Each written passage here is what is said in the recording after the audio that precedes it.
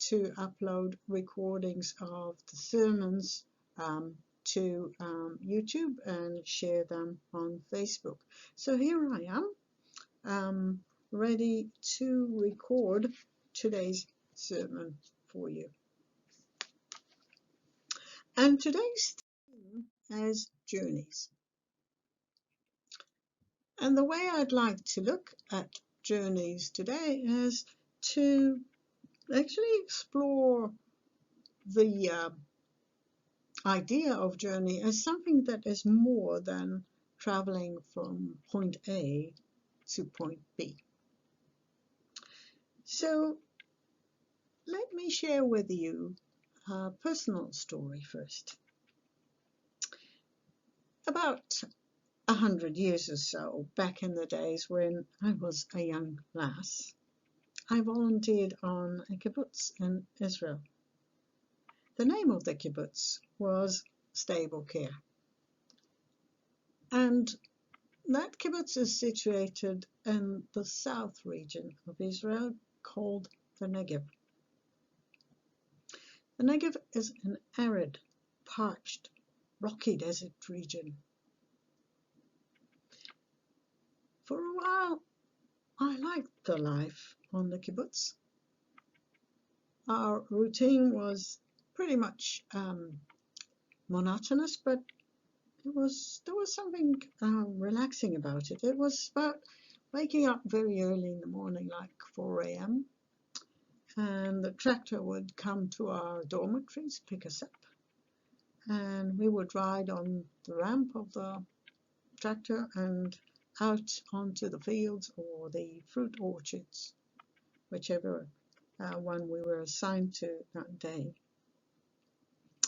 And we would work for about 2 hours and then get some breakfast out there on the field, and then continue working until about midday. It was impossible to work beyond that because the heat was too intense. So about midday, the tractor would come back and pick us up and drive us back to the kibbutz. And we would have lunch and then go for a swim in a lovely full-length swimming pool. And the cooling water was just wonderful after the heat of the day. So it was a comfortable life. But after a while, I began to feel a bit stifled. The stillness of the surrounding of the kibbutz, the slow pace of the days, and the isolation of that particular kibbutz. I remember thinking, I can't live in a place which has only one lone, narrow road leading to it. It was my way back then of expressing my feeling of the isolation of the place. So after a bit of consideration, I packed my bags and hitched a ride back up north, back to the hustle and bustle of cities and traffic jams. A fast forward to recent times and the COVID-19 lockdown. And I was grateful for peacefulness, slow pace, lack of traffic, monotonous routine, and the opportunity to be alone with God. In a way, the lockdown felt a bit like being in the desert. The desert is a symbol. It symbolizes a place of scarcity. Less people, less noise. And also the landscape is that of scarcity, a scarcity of vegetation, a bareness of the surrounding countryside, a monotonous scenery, a lacking of variety. A bit like the lockdown, which was about a scarcity of people, of noise, and of variety. The most famous desert story in the Bible is, of course, that of the Exodus of the Israelites. We all know the story about the Israelites who were freed from slavery in Egypt and led by God with the help of Moses all the way to the promised land, that is Israel. The story of Exodus is repeated on many occasions throughout the Bible, but today I chose just one appearance of that story, and it appears in the book of Deuteronomy, chapter 8, verses 14 to 16, where it reads, "Be sure that you do not become proud and forget the Lord your God, who rescued you from Egypt, where you were slaves. He led you through that vast and terrifying desert where there were poisonous snakes and scorpions. In that dry and waterless land, he made water flow out of solid rock for you. In the desert, he gave you manna to eat, food that your ancestors had never eaten. He sent hardships on you to test you, so that in the end, he could bless you with good things." If we look at the map, the distance from Egypt to the land of Israel is not that great. In fact, people used to travel between the two countries very much like we do between New Zealand and Australia. Only it wasn't that big of a stretch, and they didn't need to fly. Well, of course they couldn't. But even if they could, there was no need for it. The journey would normally take a few weeks at walking pace. But according to the Bible, it took the Israelites 40 years.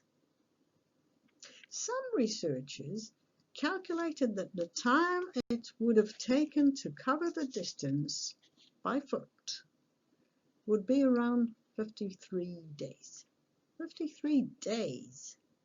So why did it take 40 years to make the journey through the desert? If we follow the route the Israelites took, we see that on leaving Goshen, which is where they lived in Egypt, they turned south, traveling towards Mount Horeb. On reaching Mount Horeb, which is believed to be Mount Sinai, where they received the Ten Commandments, once they reached Mount Horeb, they started turning north in the direction of Israel. They traveled from Horeb to a place called Kadesh Barnea, which is an oasis. The journey from Mount Horeb to Kadesh Barnea is estimated to have taken between 11 and 14 days. So what happened? How come a 2-week journey from Mount Horeb to Kadesh Barnea took over 40 years and became a 40-year saga? And most importantly, why? The question is why? Why did God let the Israelites wander in the desert for so many years? Well, how do we know they went wandering? Well, the book of Deuteronomy again, chapter 2, reads about Moses saying, "As the Lord has directed me," that's Moses, "for a long time, we made our way around the hill country of Seir," which is about halfway between Mount Horeb and Kadesh Barnea. And then, says Moses, the Lord said to me, you have made your way around this hill country long enough. Now turn north. It is believed that for most of the 38 years, the Israelites lived at the large oasis of Kadesh Barnea. And from there, they took sort of short excursions into the neighboring oases in search of pasture for their flocks. So they went round the hills and back to Kadesh Barnea and again round searching for feed for their flocks, but they didn't progress from Kadesh Barnea further north into Israel. There are many queries concerning the chosen route of the Israelites from Egypt to Israel. The obvious, short and relatively easy route would have been to follow the ancient route called the sea route, or the coastal route, which would have taken them from Goshen in the north of Egypt through the land of Philistia and up the coastline into Israel. The second question, of course, is why did they spend 38 years or so wandering around the desert, and especially around Kadesh Barnea, because it took them only a few weeks to get to Kadesh Barnea, and then they sort of went round in circles for 38 years. To answer the first query, taking the route of the coastal way would have meant not arriving or not reaching Mount Horeb. And that would have meant not receiving the Ten Commandments. And that's the first hint we get, that the journey was more than a trip from point A to point B, but rather that it was a spiritual agenda. There was a spiritual agenda attached to that trip. But that still leaves the question of the enormous length of time. The reason for the lengthy delay is that while embarking on the journey north towards Israel, the Israelites rebelled against God and expressed a distrust in him. First, by refusing to enter Israel after accepting the report of the spies they sent over. If you remember, they sent 12 spies to sort of come back with a report of a reconnaissance trip. 10 of them came back and said it is impossible to go into the land and subdue the peoples that were there. But only 2 came back and said it will be possible, because they believed that the power of God will make it possible. But the Israelites chose the negative report of the 10, who said it would be an impossible task. And by choosing that report, they actually showed their distrust or lack of faith in the power of God. So that was one thing that they did, which was not part of what God expected them to do. The other thing was that they went into battle with the Canaanites against God's will. So for these 2 reasons, God made the Israelites wander in the desert for 38 years. And the idea was that only the faithful would survive. As it is told in the book of Deuteronomy, that's our favorite today, chapter 2, 38 years passed from the time we left Kadesh Barnea until we crossed the Zered Valley. By then, that entire generation of fighting men had perished from the camp, as the Lord had sworn to them. The Lord's hand was against them until he had completely eliminated them from the camp. Now, when the last of these fighting men among the people had died,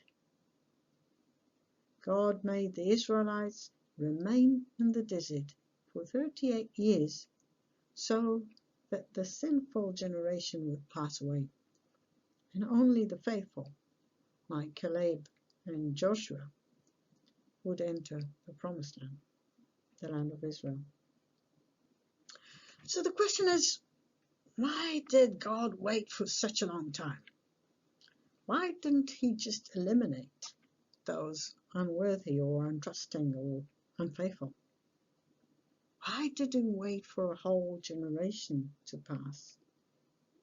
Well, because God wanted the Israelites to experience a change of heart. The 38 years in the desert were a time of learning and testing.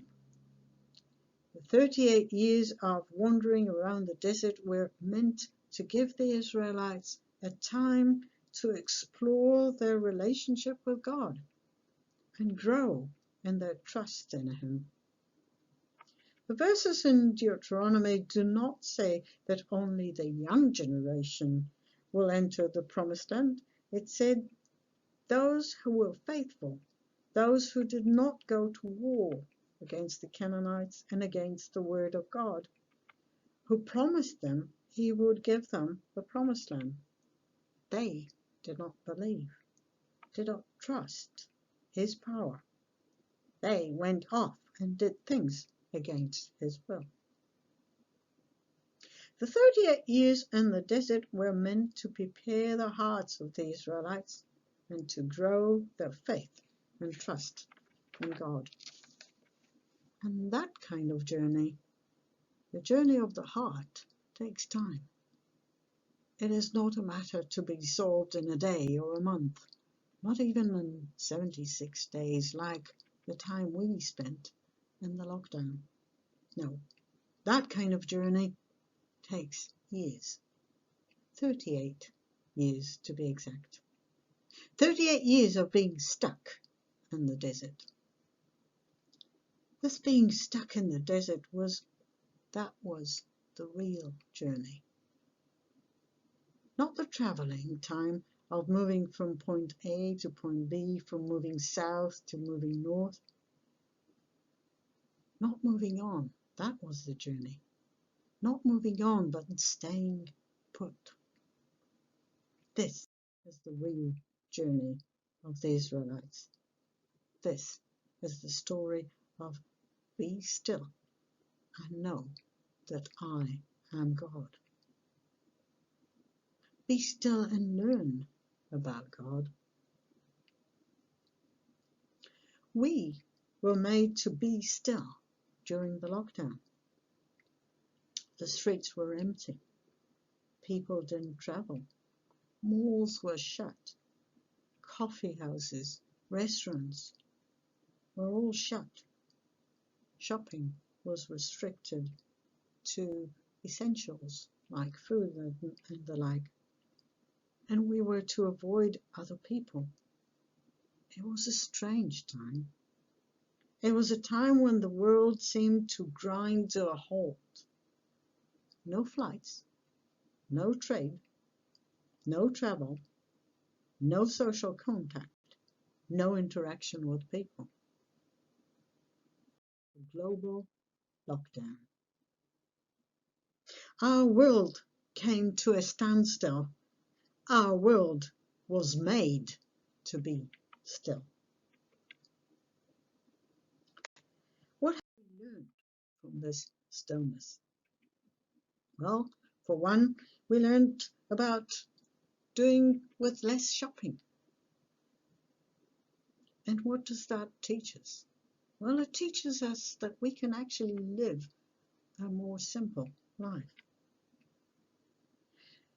Would the Bible have anything to say about less shopping and a more simple life? Well, in the book of Hebrews, chapter 13, verse 5, it says, "Keep your lives free from the love of money and be content with what you have, because God has said, 'Never will I leave you, never will I forsake you. In the lockdown, we also learned about lessons. Could we learn from that? Well, it sort of raised our awareness of caring for the planet and reducing carbon emissions, because suddenly there were more birds in the world.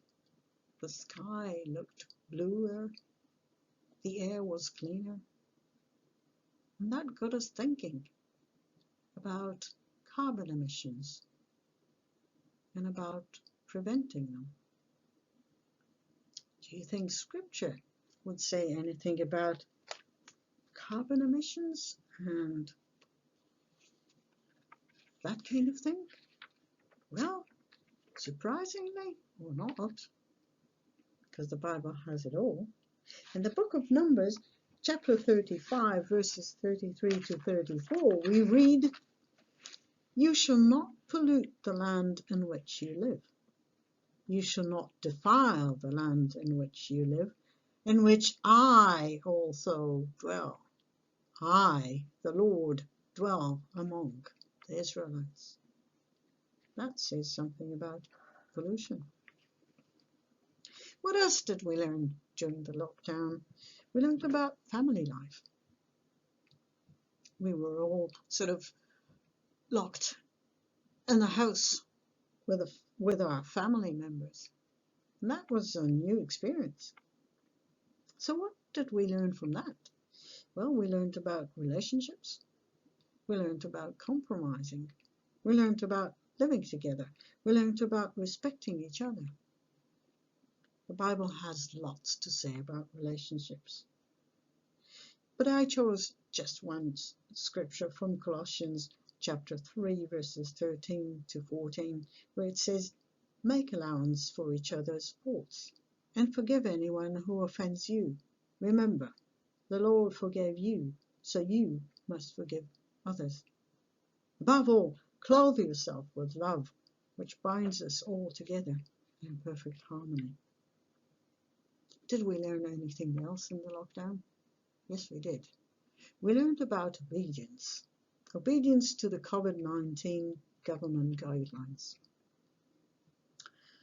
Our PM said that her work was supported by a team of 5 million. 5 million of us who were obedient to the government's guidelines. These were harsh guidelines. These were guidelines that restricted our freedom. In normal times, we would have not accepted those, but it taught us that actually to be obedient to those guidelines, we would be saving lives. And that gave the word obedience a new life, a new meaning, because in our time, the word obedience strikes as a negative thing, as being submissive, as being under the thumb of someone. It's got bad connotations. But here we were, being obedient to the government's guidelines. And by being obedient, we actually saved lives, not only our own, but others. A whole country, 5 million. 5 million people saved by obedience. Does the Bible say something about that? Well, it definitely does. In the book of Proverbs, chapter 10, verse 17, "Whoever heeds discipline shows the way to life, but whoever ignores correction leads others astray." What did the Israelites learn from the time God held them in the desert? The time He stopped their travel towards the land of Israel, the time He made them stand still. Well, they learned about reaching goals. Their goal was to get to the promised land, to Israel. And they learned that it is not an easy task. In fact, it rarely is. but it is worth it. We had our goals, and our goal in the lockdown was to become COVID-19 free. It was not easy, but we learned that it was worth it. The Israelites learned that God will make a way where there doesn't seem to be a way. In the lockdown, we learned that God kept us safe from the virus, even though it is raging everywhere in the world around us. The Israelites learned that God leads us during the day and the night. And we learned that God gave good guidance to our ministers and Prime Minister who led us through this pandemic. God provides in miraculous ways. That was the lesson of the Israelites when they received the manna every day. And for us, God provided enough food through the lockdown, and food supply chains continued to provide all our needs. The Israelites sometimes felt forgotten, left to their own devices, especially when Moses went up on the mountain and was there for a few weeks. God was always with them. And we, in the lockdown, learned that though we are far away from the rest of the world, down under, far away in the ocean at the bottom of the world, God is always with us. The lockdown was our desert. It was a place of scarcity, of emptiness, of deprivation of all the things we love doing. But a time in the desert is a time of learning. The desert is a harsh place, but it is a place to find a path to heaven. The desert is a place of testing. Sometimes it is testing by God, the same way that Jesus was tested by the devil. Or it can be a time when we test our faith, test our relationship with God. The desert is an experience of connecting with God. The desert is a place where we're protected from distractions and are made free to reflections. A time in the desert is a time of waiting, of reflecting, of learning. It's a time of learning to listen to God, learning to put our trust in Him, follow His will, because His will is always our goodness. He's always willing our well-being. The desert is a place we learn that by standing still, we find God. Be still and know that I am God. That is from Psalm 46, verse 10.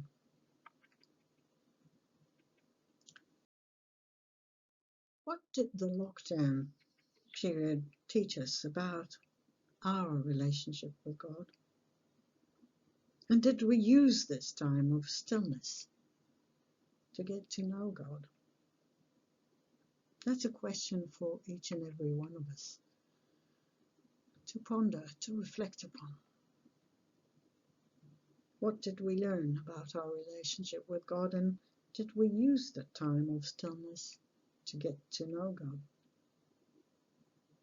But let us all remember that the lockdown, though it was hard, it taught us so much about ourselves, about others.